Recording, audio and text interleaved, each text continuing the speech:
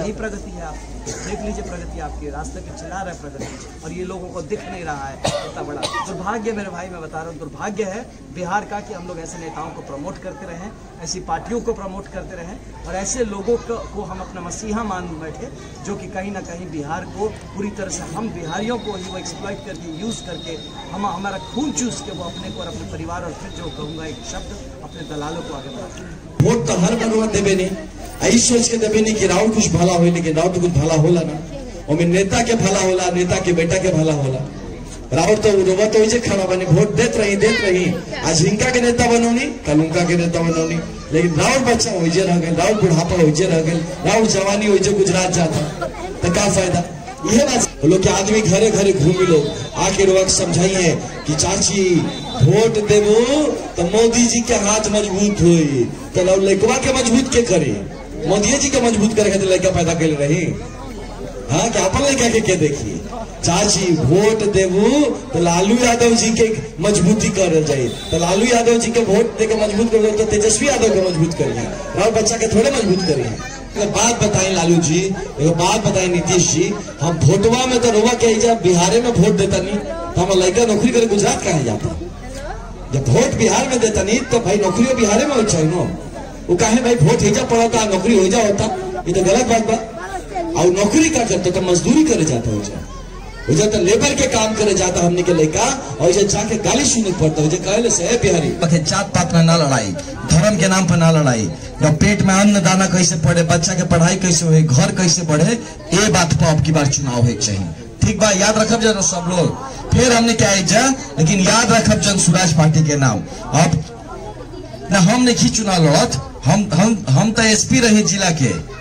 अच्छा सुनी बतिया, सुन ली चाची, भाषण नहीं देते, हम समझावत आनी, हम ही समझावत आनी कि चुनाव जब हुई जन स्वराज पार्टी के नाम याद रखी, याद रखब, पटिया के नाम याद रखब, जे आई जन स्वराज पार्टी के से ओकरे के देवे के बाद जन स्वराज पार्टी।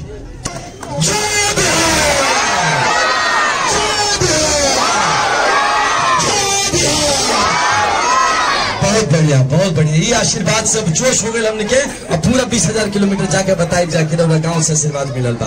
बहुत धन्यवाद, नाम याद रखब जन स्वराज पार्टी। धन्यवाद। कुछ करे जाए तो घूसखोरी इतना बा, चाहे ब्लॉक पर जाए, चाहे थाना पर जाए, हर जगह में सब पैसा मांगिया सब, अगर कामों ना हो, और ऊपर से धमकियों की हो, ऊपर से धमकियों की गरीबों के लिए सब, यह व्यवस्था बदले के बाद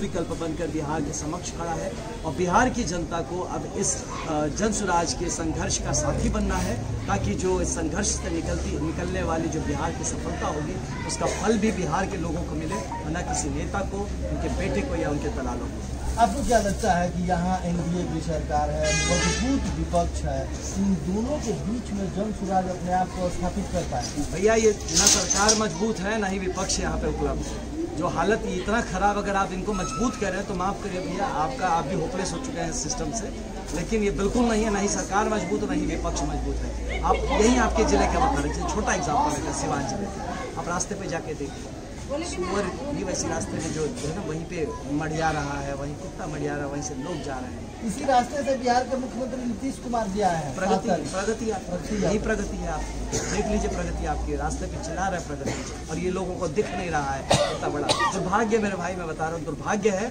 बिहार का कि हम लोग ऐसे नेताओं को प्रमोट करते रहें, ऐसी पार्टियों को प्रमोट करते रहें, और ऐसे लोगों को हम अपना मसीहा मान बैठे, जो कि कहीं ना कहीं बिहार को पूरी तरह से हम बिहारियों को ही वो एक्सप्लॉइट करके, यूज़ करके, हमारा खून चूस के वो अपने को और अपने परिवार, और फिर जो कहूँगा एक शब्द, अपने दलालों को आगे बढ़ाते हैं। जन स्वराज की अगर बात की जाए तो IAS से लेके IPS भरमार लगी ना भैया। इस पर, लेकिन धरती हमारे जमीन पर क्या जन स्वराज के हम कहाँ हैं आप देखिए ना, जमीन पे नहीं है, धूल फाक रहे हैं। देखिए ये क्या है, जमीन पे नहीं है तो कहाँ है।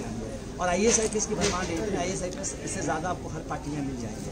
यहाँ पे क्या हो रहा है कि पार्टी नहीं बनी है ना, तो नहीं बनी है और IAS IPS को भी उतना ही हक है राजनीति में सहयोग करने का जितना डॉक्टर्स को है, इंजीनियर्स को है, टीचर्स को है, लॉयर्स को है। तो अब IAS IPS को क्यों छाटते हो? समाज के पार्ट नहीं, वो समाज की चीज़ों को बेहतर नहीं समझते, कई दूसरे वर्गों से बेहतर समझते हैं, उसमें राय हैं। तो इसीलिए ये जो एक नेगेटिव मानसिकता जो चला रहे ना, उन IAS IPS के बारे में आप पूछिए जो रिटायर होने के बाद उस सलाहकार बन के माननीय मुख्यमंत्री के कंधे पे बंदूक लगा के चला रहे हैं कि जिम्मेदारी वो बिल्कुल नहीं लेंगे, लेकिन अथॉरिटी पावर पूरा एंजॉय करेंगे। उन पे क्वेश्चन करिए, उन पे मत करिए। जो अपने रिटायरमेंट के बाद सुख मिल सकता था वो छोड़ के बेचारे लगे हैं। उनको भी क्या पता है जन स्वराज का क्या भविष्य है। जो लोग लगे हुए हैं आप ये सोचिए, उनको सराहिए, उनको सैल्यूट करिए ऐसे ऑफिसर्स को कि जो अपने बुढ़ापे को भी संघर्ष में जिन्होंने कन्वर्ट कर दिया। जब उनको मजे करने के टाइम पे वो संघर्ष करने निकले। हम जैसे लोग होते हैं तो नौकरी छोड़ कर आए, हम तो क्या ही बोले। और ऐसे बहुत लोग हैं, यकीन मानिए मेरे भाई, बिहार का ये जो संघर्ष है ये बिहारी ही करेंगे। वो जो मतलब वैसे सजे हुए जो लोग हैं ना, जो अपने आप को सोचते हैं कि वो बिहार के हित की बात कर रहे हैं, ज़मीन पे उतर के देखिए कि वो कितना कर रहे हैं। अगर इतना होता ना तो आपके सिवान के रास्ते कम से कम साफ होते। वही इतना कर दिया होता ना तो हमको बोलने का कुछ नहीं होता। मैं ज़्यादा 2025 को लेके क्या कहेंगे? 2025 को लेके जनता कहेगी। हम लोग सभी कह रहे हैं, कोई 225 पार कर रहा है, कोई कुछ बता रहा है कुछ। हम लोग 243 सीटों पे जन स्वराज पार्टी मजबूती से लड़ेगी। और आप इस बात का यकीन मानिए कि आपकी ये जो यात्रा है और अदरवाइज भी जो जन स्वराज पार्टी के कार्यक्रम चल रहे हैं, हमारा इसमें उद्देश्य सिर्फ दो ही है।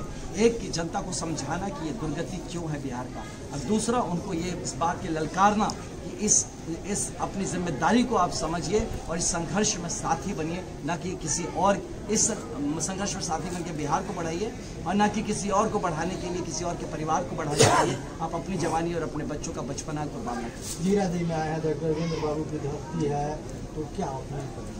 मैं यही अपील करूंगा जो मैंने कहा कि लोगों को चाहिए कि इस अब की बार जब वोट देने जाए तो 3 बात को आप ध्यान में रखिए, उसको सोच के वोट देखिए कि कौन आपको सशक्त और मजबूत बना रहा है, कौन आपको गरीबी से निकलने का रास्ता बता रहा है। आपकी गरीबी का मखौल उड़ा के आपको मुफ्तखोरी में की चीज़ें बांटने की बात नहीं कर, आपको मजबूत बनाने की बात करें, नंबर 1। दूसरा, कौन आपके बच्चों को शिक्षा देने की बात कर रहा है, बेहतर विश्व स्तरीय शिक्षा देने की बात कर रहा है, ताकि आप हमेशा हमेशा के लिए गरीबी से निकल सकें। और तीसरी बात कि आपके समाज में आपका सम्मान बढ़ाने की कौन बात कर रहा है, कौन आपको आत्मनिर्भर करने की बात कर रहा है, कौन आपकी इज्जत को बरकरार करना चाहता है और कौन आपकी हैसियत को बुलंद करना चाहता है। इन 3 बातों का ध्यान रखिए। अगर आप वोट देते हैं तो आपके वोट की ताकत का इस्तेमाल कोई नेता कोई उसका बेटा या ऐसा कोई लोग नहीं करेगा। आपके वोट का ताकत का इस्तेमाल आपके बच्चों के हित में और बिहार के हित में होना चाहिए। धन्यवाद। सबसे पहले बता दिए गो बात, कहाँ खड़ा बनी जरूर सब घंटा काली स्थान। अब ऐजा ध्यान से सुने। अब ऐजा अगर हम जौन पूछ का जवाब झूठ बोलनी तो देख ली, पीछे से देखता रही, हम झूठ बोलनी तो वो देखता रही, तो दोनों आदमी पे लागू होता। अब एक बाद जो बात हुई सच बात हुई, सच के अलावा दूसर कोनो बात नहीं। राइट, पहले हमारे परिचय जो बताऊनी, हाँ आनंद है, हमारा नाम आनंद मिश्रा है, बक्सर रहेगी। बक्सर मालूम है कहाँ? बक्सर है, बक्सर में नहीं मालूम। भाई देखो बच्चों के बक्सरों नहीं खेल पाता। हाँ बक्सर आ रहा, बक्सर सब गंगा जी तब जब बक्सर सब नहाए जाला कदर हमने कहा घाट पर बक्सर नहीं खेल सब एक जी। गंगा के है तरफ छपरा बाबू तरफ बक्सर बाबू का बा एक है सब ठीक। तब हम रही IPS अधिकारी। IPS का होला बहुत के नहीं पता।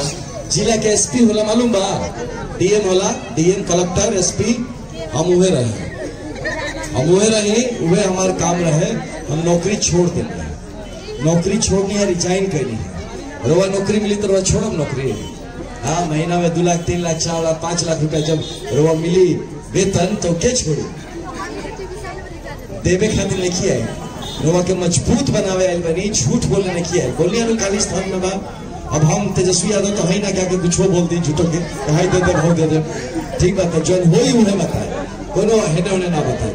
सुनिए जन स्वराज पार्टी के बारे में वो सुन ले हुई, जरूर सुन ले हुई, क्योंकि यही राउर जिला में, सारण जिला में जन स्वराज पार्टी की जो सूत्रधार बानी प्रशांत किशोर जी, वही पैदल पैदल बहुत चला बड़े, पैदल चल के बहुत गांव गए बड़े, वो जाके बतौले बड़े ये बात कि भाई रोवा सब हर बार वोट देवे नहीं। अब चाची अपने में लड़ता लो, लेकिन वोट तो हर बार देवे नहीं। आई सोच के देवे नहीं कि राव कुछ भला हो, लेकिन राव तो कुछ भला होला ना, और नेता के भला होला, नेता के बेटा के भला होला। राव तो रोवा तो वही खड़ा बने, वोट देत रही। आज हिंका के नेता बनौनी, कल उनका के नेता बनौनी, लेकिन राव बच्चा वही रह गए, राव बुढ़ापा वही रह गए, राव जवानी वही गुजरात जाता, तो का फायदा। यह बात समझावल बने। जिसे दीदी बोल लिया कि भैया अपन नौकरी छोड़ के नौकरी देवे आयल बड़ा, तो देवे नहीं आयल। नौकरी खातिर कैसे मजबूत बनल जाला, ऐसा IAS IPS बने खातिर का तैयारी करे के पड़ी, का करब क्यों बन सकेनी, ये बात बतावे आयल बनी। बहुत बड़ा सीक्रेट बतावे आयल बनी कि कैसे जीवन में आगे बढ़ल जाला, कैसे गरीबी से बाहर निकलना है, कैसे जो माई लोग बड़ी मतलब कि महिला बुजुर्ग ये लोग के सम्मान बढ़ावे के बाद, युवा जे बालो, जवान जे लोग बालो, बहुत धूला बा भाई, ये जवान लोग खातिर जीवन कैसे व्यवस्थित हुई, कैसे सेट हुई, ये बात बतावे आयल बनी। देखिए एक बात समझे, जन स्वराज पार्टी एक राजनीतिक दल है, ये बात याद रखो। हमने के कोनो ऐसे ही संगठन ना है, जा पार्टी है, जैसे बीजेपी बा, कांग्रेस बा, राजद बा, JDU बा, लोजपा बा, अनु ऐसे एगो पार्टी है जन स्वराज पार्टी। तो पहले बताई पार्टी के नाम याद भेजना, कौन पार्टी? जन स्वराज पार्टी। जितनी उम्र बा नहीं बोलत रहो सब, तो देख ली जब फायदा हुई तो रोवा ना मिली तो मत बोलब कि हमरा काहे ना मिलल। तो काली माई बोले तारा के नमा पूछले रहना, आनंद तो बतौले रहो, ना बतौले तो जे रह जा। हाँ, तो सबके जन स्वराज पार्टी, ठीक। जन स्वराज पार्टी बाजे दीदी, जन स्वराज पार्टी रुआ बीच में जब चुनाव आवा था, तो हमनी के कैंडिडेट आई, कैंडिडेट आके रुआ सबसे ही ना बोली कि भाई हमनी के एक जात के हैं, जा तारा जात के आदमी के वोट देवे के बाद, कभी ना बोली। इहो ना बोली के हिंदू के मुस्लिम ओकरा नाम पे वोट देवे के बाद, इहो बात ना बोली। इहो ना बोली जन स्वराज पार्टी आके तो हमरा के वोट दे दे, राती खानी आए तरह 500,000 रुपए दे के जाए, सवेरे हमरा के वोट दे दिया। इहो ना होई, इहो ना होई कि आई रउरा गांव में मुर्गा भात के पार्टी बनाई कि लोग रात के पूरा अच्छा से खा पिए, लोग सवेरे हमरा के वोट दे दिया। इहो ना करी जन स्वराज पार्टी। अब बाकी सब दल ये सब ज्यादा करता वोट लेवे खातिर, वो लोग के आदमी घरे घरे घूमी लोग आके रोक समझाइए कि चाची वोट देवो तो मोदी जी के हाथ मजबूत हुई, तो लड़कवा के मजबूत के करे, मोदी जी के मजबूत करे खातिर लड़का पैदा कर रही। हाँ, क्या अपन लड़का के देखी, चाची वोट देवू तो लालू यादव जी के मजबूती कर जाए, तो लालू यादव जी के वोट दे के मजबूत कर, तो तेजस्वी यादव के मजबूत करिए, और बच्चा के थोड़े मजबूत करिए। यह बात रोक समझावे आयल बनी कि अपन वोट के ताकत पहचानी, सही मुद्दा पे वोट करब, सही आदमी के वोट करब, तब राउर किस्मत बदली, तब चाची नौकरी, दीदी नौकरी मिली, जो नौकरी खोजता नहीं। ये सब झूठ मूठ के खैरात में मिलल कोनो चीज के का सम्मान बा। बक्सर में जो नहाए जात हुई गंगा जी, तो जो लाइन से बहुत भिखारी बैठल रहे लोग, अरे जो भीख मांगेला, वो जाके उनका कुछ पैसा दे देनी, कुछ चावल दे देनी, ये सब होला, सब लोग देला। संक्रांति के दिन में भाई चावल छू के दे दिया पंडित जी के, चाहे कुछ होला। आई जब मोदी जी छू के चावल 5 किलो रवा सबके देता नहीं, ये नहीं होता। तो मैं क्या फर्क बा एगो भिक्षा मांगे वाला में और रौरा में? सोची बात के सम्मान कहाँ बा 5 किलो चावल खाए में, इज्जत कहाँ बा ऊपरी के दिहल चावल खाए में, इज्जत कहाँ बा ऊपरी के दिहल पैसा में। उस सम्मान का, सम्मान से बड़ा कुछ होला का, कुछ होला इज्जत से बड़ा। तब तो सब अपन इज्जत पे ध्यान नहीं दे, और उन लोग दिहल 5 किलो चावल खाती आदमी लाइन लगोले बा कि हमरा के भैया 1 किलो काटिए के देता रहा 4 किलो, लेकिन 1 किलो घुसखोरी में चल जाता, तब वो 4 किलो दा हमरा के। और वही खातिर लोग कार्ड बनावे में लागल बा, हमारा राशन कार्ड बना दो भैया, हमारा हाउ कार्ड बना दो भैया, हमारा 4 किलो चावल चाहिए। जन स्वराज पार्टी ये सब व्यवस्था रोकी ना। अगर मिलत है सरकार से सहायता बा, मिलत रही, आगे भी मिलत रही, लेकिन साथ साथ रउआ के मजबूत बनावा जरूरी बा कि एगो ऐसा दिन आए कि रउआ आत्मसम्मान से और आत्मनिर्भर बन सके कि हम 5 किलो चावल हमारा फ्री में ना चाहिए बेटा, हमारा लड़का खेत में 50 क्विंटल ज्यादा चावल उगावता, वही से हमरो घर से जब गाँव के खिया दे तू का 5 किलो चावल हमरा के दिखावा था। यही व्यवस्था करे आवत जन स्वराज पार्टी। जन स्वराज पार्टी आवत व्यवस्था करे कि हमने के जो बुजुर्ग चाची सुनी हमारी बात, जे रोबा बानी अभी 400 रुपया के पेंशन के बात होता और वो नहीं मिला, कहिए से नहीं मिला। जायब जो बुजुर्ग नया बुजुर्ग वही बनी जायब कार्ड बनवावे तो 3000 रुपया घूस लगी मानो, और बादो पैसा ना मिली, वो में 3-4 महीना में मिली और वो में 400 में से 100 रुपया काट ली लेता लोग नो। देखिए चाची बोलते रही यह व्यवस्था बदले आवता जन स्वराज पार्टी कि जे हमने के बुजुर्ग वालों दीदी रोवे बताई रहा, सास ससुर हो या माई बाबूजी हो या घर है कहीं भी, तो अगर 400 के पेंशन बढ़ा के 2000 कर दिया तो क्या खराब हुई? ठीक हुई कि ना? तो जन स्वराज पार्टी सपोर्ट खाती हम पहले बतौनी है कि आत्मनिर्भर बनाओ के बाद, लेकिन जब ले आत्मनिर्भर नहीं बनत तब ले सहयोग करे पड़ी, सहायता करे पड़ी, सपोर्ट देवे पड़ी। यही से 400 रुपया के बढ़ा के पेंशन जो बा 2000 रुपया कर दिया।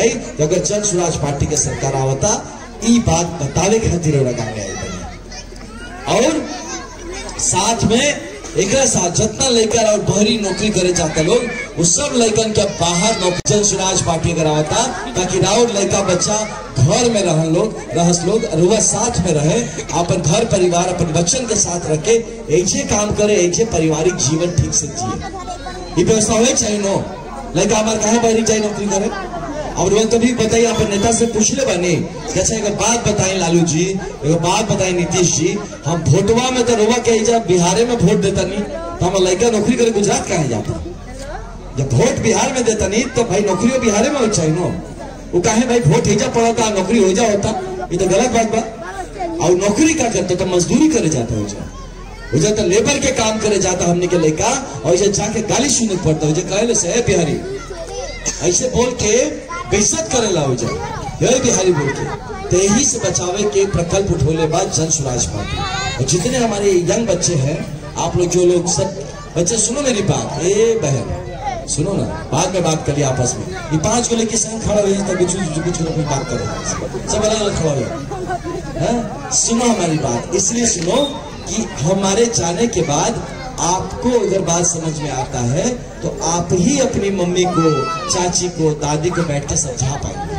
काहे कि बहुत बार क्या हुई कि हमने के चाची दीदी मम्मी ले जो बालो ये लोग बहुत दिमाग में बहुत कुछ चलेला, घर कैसे चली अभी यार बड़ा तकलीफ बा ये सब चलत रहेला, तो बतवा पूरा ध्यान से ना सुनिए। समझे में कमी नहीं के समझ सके लोग, लेकिन काहे कि इतना चिंता में रहे लोग तो पूरा बतवा ना सुनिए, तो तुम सुनबू लोग तभी ना समझेगो इनका के। तो इसे आप लोग ध्यान से सुनिए, राइट। तो पहला बताए कि आपका पेंशन जो है 400 से बढ़ के 2000 किया जाएगा अगर जन स्वराज पार्टी का सरकार आता है। दूसरा, हमारे लड़के बाहर रोजगार के लिए नहीं जाएंगे, उनके रोजगार का व्यवस्था यही किया जाएगा बिहार में, सारण में, आपके जिले में। तीसरा व्यवस्था, जो महिला जितनी है इनको सरकार जन स्वराज पार्टी के सरकार की ओर से पूंजी दिया जाएगा, वो पैसे आपको पहुंचाए जाएंगे कि उस पूंजी के मदद से आप अपना रोजगार शुरू कर लीजिए। मान लीजिए आप लोग बिंदी बनाने का फैक्ट्री लगाना चाहते हैं, आप सिलाई का कढ़ाई का फैक्ट्री लगाना चाहते हैं जिसमें 10-12 औरतें मिलकर काम करें, आप चाहते नहीं कि पापड़ बनावे की फैक्ट्री लगा, वैसे बहुत कुछ हो सकता है, पूंजी ना होला, पैसा नहीं मिलता है। वो पैसा का व्यवस्था आपको जन स्वराज पार्टी का सरकार करके देगा। ये तीसरा व्यवस्था बतावे आयल बनी कि कैसे गरीबी से निकले के बाद। चौथा, जो हम लोग का किसान है, जितना किसान भाई लोग वो लोग के किसान की खेती से आज की खेती करके इतना पैसा ना मिलेला कि बहुत घर मकान बना ले, गाड़ी खरीद ले, ये सब नहीं के खाए पिए के हो जाए उतने बहुत बार। तो अब जन स्वराज पार्टी की सरकार ये प्रयास करी कि खेती कैसे बेहतर हो सके, ताकि खेती करके खाली खाए वाला खेती ना हो, कमाए वाला खेती। आज जैसे कि खाली धान उगावता नहीं, चाहे गेहूं उगावता नहीं, सरसों उगावता नहीं, कुछ आदमी गन्ना भी उगावता और कुछ आदमी भुट्टा उगावता, ऐसा ऐसा चीज उगाता, लेकिन और बेहतर खेती हो सकेला, लहसुन उग सकेला, प्याज उग सकेला, आलू उग सकेला, मसाला अलग अलग उग सकेला, शिमला मिर्च की खेती कर सकेली अगर ग्रीन हाउस वगैरह लगा के, और सब बहुत कुछ कर जा सकेला, लेकिन पूंजी नहीं की हो सकेला। पूंजी के व्यवस्था जन स्वराज पार्टी के सरकार करी ताकि खेती जो है हम लोग का किसान मजबूत बने। अगर किसान मजबूत है तो कौन है किसान? आप ही के पति हैं, आपका ही भाई है, आपके ही पिता है, वो आप ही के घर में आएगा वो भी। तब सोचिए, तो जन स्वराज पार्टी क्या चाह रहा है? सबसे पहले पेंशन सबसे पहले बढ़ाइए 400 से 2000, फिर करिए हमारा जो लड़का लोग है उसका रोजगार का व्यवस्था करिए, पलायन रोकिए। तीसरा, महिला के हाथ में पैसा दीजिए जिससे कि वो अपना रोजगार काम धाम शुरू कर सके। चौथा, किसान का हाथ मजबूत करिए, किसान का कमाई बढ़ाइए। अभी जब चारों चीज हो जाएगा तो घर गरीबी में कैसे रहेगा? निकलबे करी गरीबी से बाहर। अब पांचवा चीज जो सबसे जरूरी है, आपको पूरी तरह से समाज में गरीबी से निकल के समाज में सम्मान पाने के लिए, वो है शिक्षा। अब हम जब जिला के एसपी रही तो सोचिए, हम जब एसपी जिला में रही तो हमारे से क्यों हिम्मत पा के पूछ ली कि सर कौन जात के हुआ?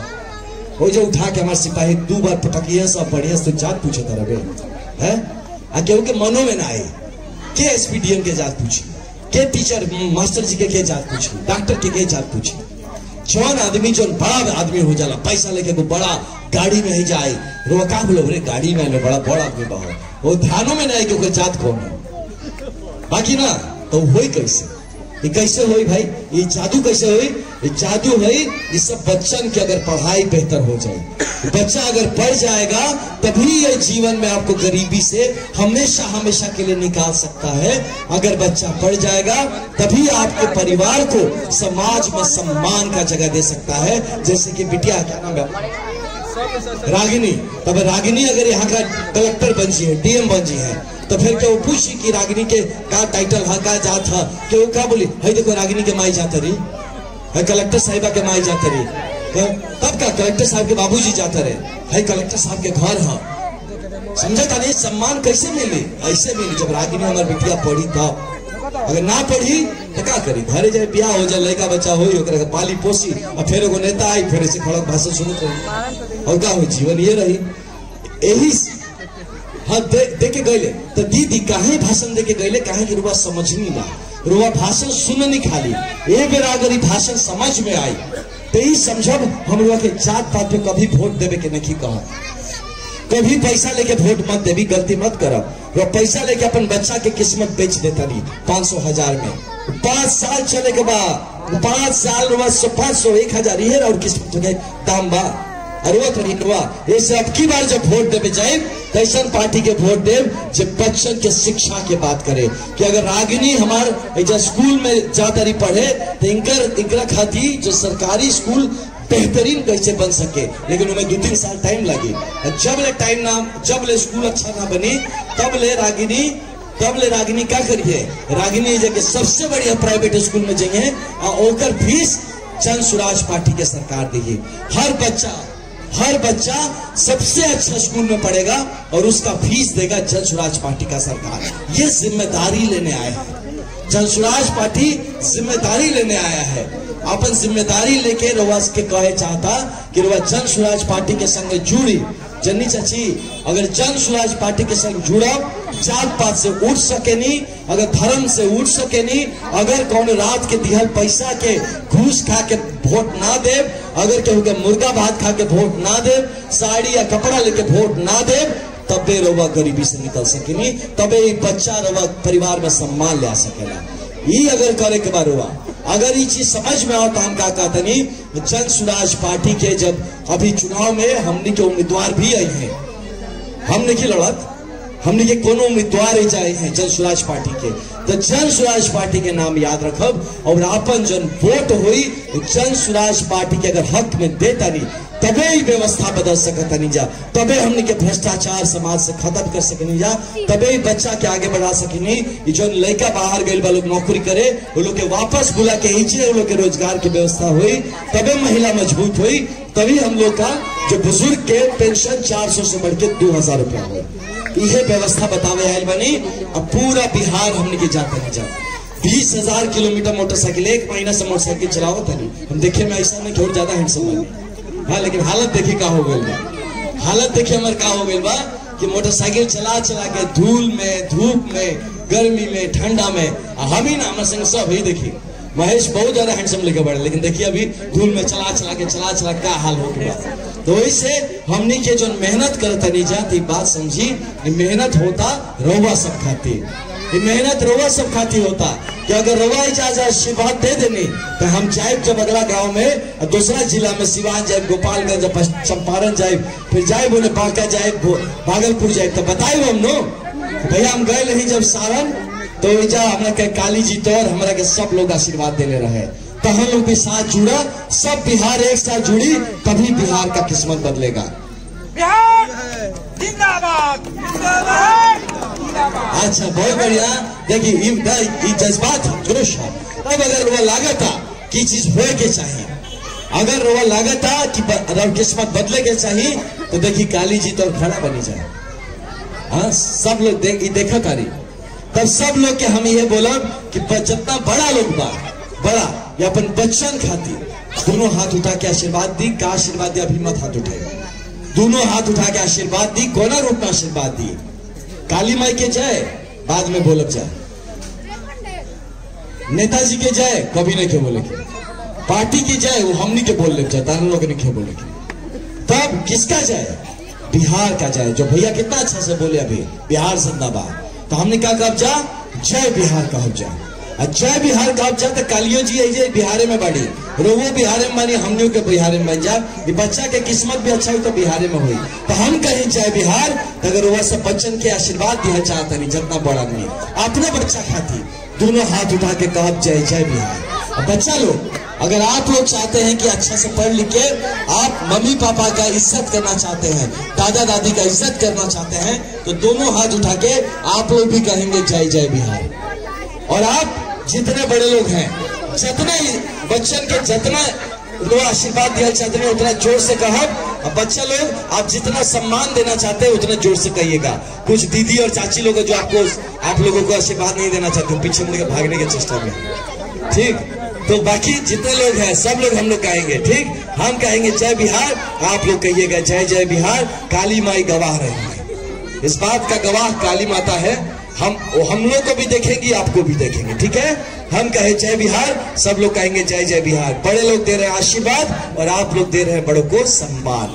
तो जितना जोर से बोलबा उतने आवाज पहुंची, इतना जोर से बोली सब आदमी के एक एक आदमी की आवाज पहुंचे, तो सबसे ज्यादा तेज होनी चाहिए आवाज। तब सब लोग एक साथ, मेरे साथ भी आए हुए सारे मित्र सारे साथी हाथ उठाएंगे दोनों हवा में और कहेंगे हम कहे जय बिहार, आप कहिए जय जय बिहार, जय बिहार। अजय हाथ न क्यों उठावत? काली जी देखा था अलाउ किस्मत ना बदली तो हमरा के दोष मत दे, हम बता देते नहीं भाई पहले, ठीक बा। जय बिहार, जय बिहार, जय बिहार। बहुत धन्यवाद। ये देखिए ये आज हमने के बीच में प्रॉमिस हो गई, वादा हो गए हमने के बीच में। काली जी बाड़ी साक्षी कि अब की बार वोट पड़ी बच्चन खाती, अब नेता के बेटा वोट पड़ी, वोट बच्चन खाती है। बच्चा लोग आप लोग अच्छे से पढ़ेंगे और मम्मी पापा का दादा दादी का बड़े होके ख्याल रखेंगे, ठीक। ये सब हमने मिलकर प्रॉमिस किया है, आप अपना ख्याल रखें, साथ रहे।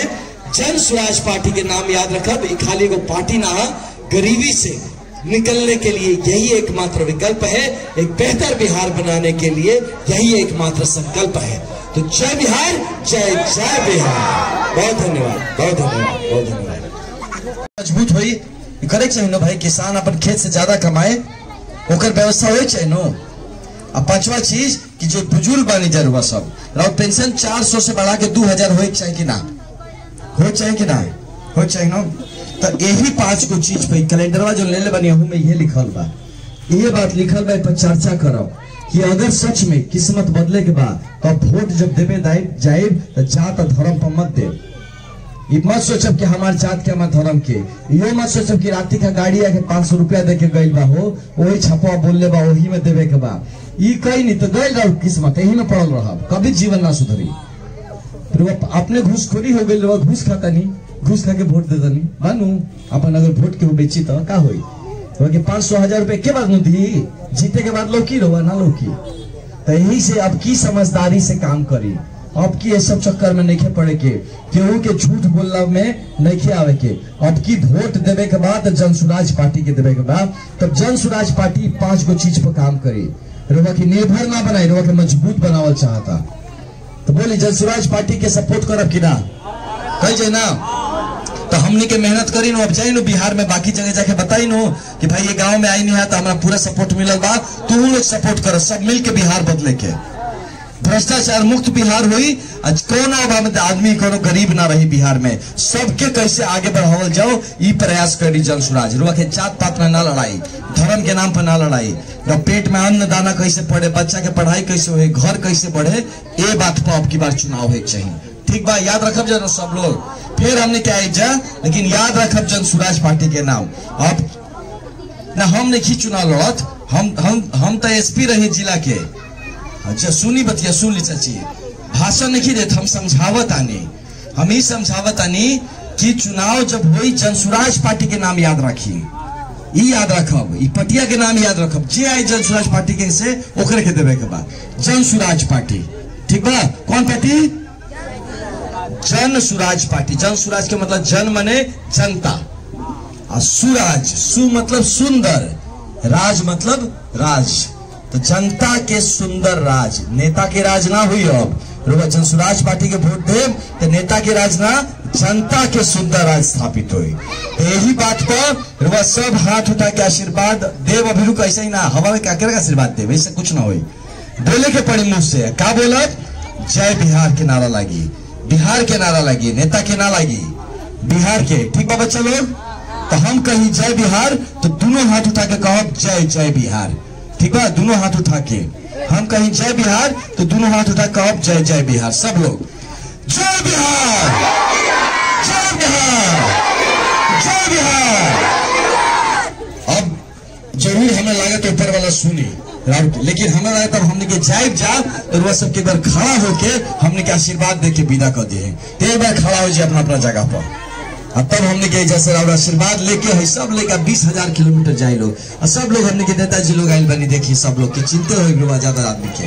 हम मुन्ना भाई चिन्ह तरह की ना, मुन्ना भवानी भैया ये राउरे हवन, और अभी नीरज हवन, नीरज तो गाँव के हवन लड़का, मन्नू भैया बानी देखी संगे। हाँ ठीक नु, सब आरुए हवन। देखिए हमने के अध्यक्ष है बच्चा भैया, बच्चा राय भैया है, देखिए संतोष भाई हवन हमने के। ठीक भाई हो एकदम लागल बाड़े सब छोड़ के सब कुछ। खुर्शीद भैया बानी देखी संगे हमने के, और हनी जी बानी, राकेश भाई बानी, सब लड़के अपन अपन काम छोड़ के यही पर निकल बा कि बिहार सुधार दे जाए। ठीक बा, तो एक बार हमने के आशीर्वाद दी कि मेहनत करा बच्चा तू लोग, ताकि बिहार सुधरे, तो और बुढ़ापा और जवानी और बचपन बच्चा के पढ़ाई सब सुधरे। तब दोनों हाथ उठा के ये जय जय बिहार के नारा लगाई जाए एक बार, और फिर और आशीर्वाद लेके हमने के आगे बढ़ जाए। तो हम कहीं जय बिहार तो बच्चा ऊपर छत पे, ए बच्चा हम कहीं जय बिहार तो तू दोनों हाथ उठाइए, तो जैसे ऊपर वाला नजदीक पड़ी। ठीक बा, तो हमने के नीचे बनी जा तो तू दोनों हाथ उठाइए। मैडम देखा पीछे हो गई, सोचली कि हम तो ज्यादा नजदीक हो।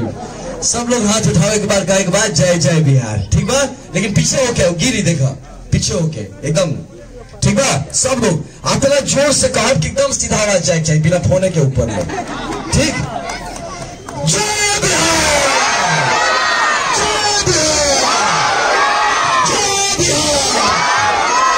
बहुत बढ़िया, बहुत बढ़िया। ये आशीर्वाद सब जोश हो गए हमने के, अब पूरा 20,000 किलोमीटर जाके बताई जाके गांव से आशीर्वाद मिलल बा। बहुत धन्यवाद। नाम याद रखब जन स्वराज पार्टी। धन्यवाद। जय बिहार, जय जय बिहार।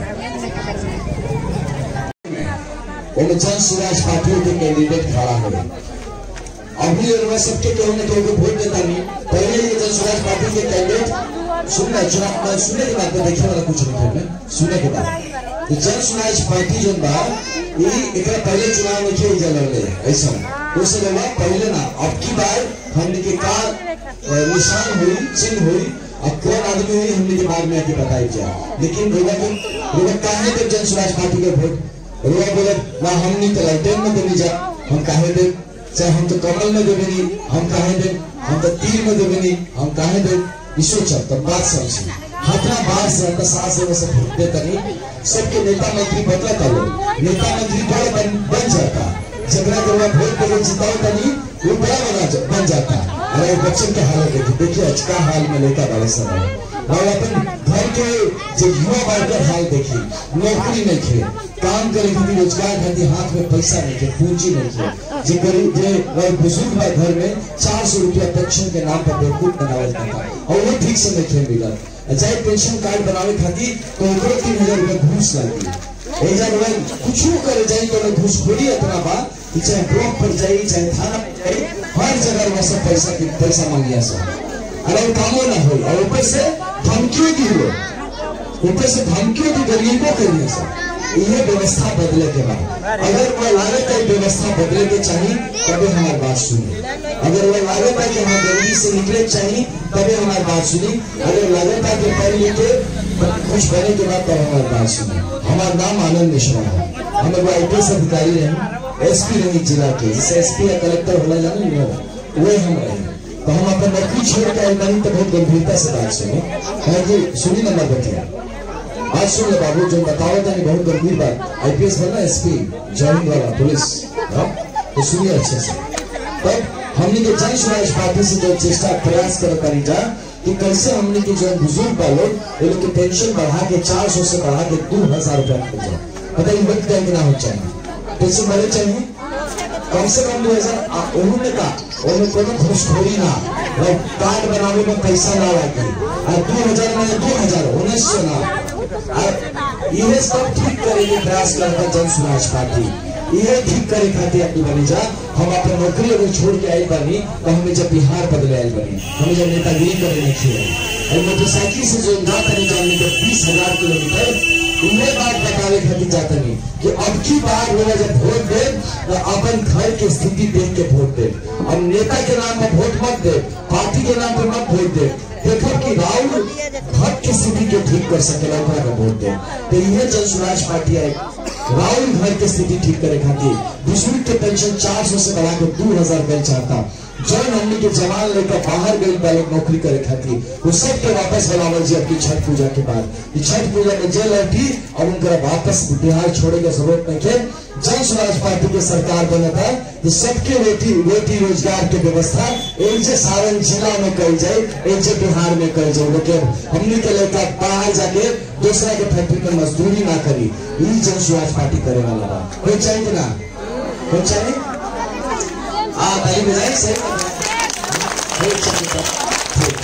दूसरा बात तीसरा बात बा कि जितना लोग सब महिला बाने देखिए हमारा ये चीज बहुत अच्छा लगा कि हम जहाँ जाता है लोग पुरुष लोग भी आगे आवता लोग सुनने खातिर लेकिन महिला सबसे ज्यादा आगे आवता जानते नहीं कहे जानते नहीं क्योंकि सारा तकलीफ महिला के साथ के पड़ता है।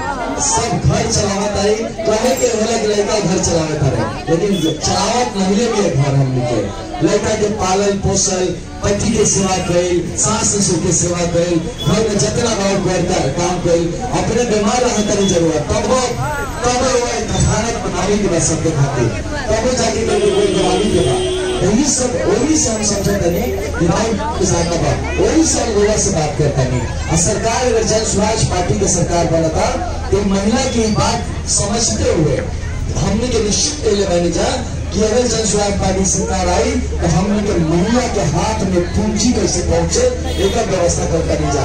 पूंजी मैंने अभी लोग जाते जुड़का से लोन ले 2% हर महीना लगा था। हाँ तो 2 महीना हर महीना मतलब हो गई 24% हर सालाना। अभी जन स्वराज कम कर दी चारों ले मिला अब इस साल पहले 4% 24% जो बार वो 4% में जन स्वराज कम कर दिया और ये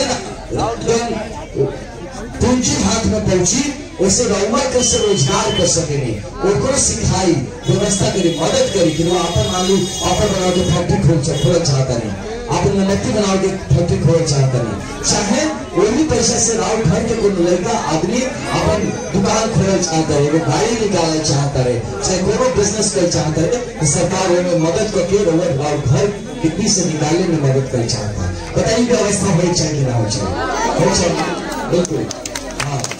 और एक साथ 3 बड़ी चौथा जो चिंता कि जो किसान हम लोग के बाद किसान भाई लोग काम करता लोग तो किसानी से बड़ी खेती करके अपना पैसा निकल कमा कि घर बाड़ी बना सकस गाड़ी खरीद सकस चाहे बस जैसे तैसे काम चल जाए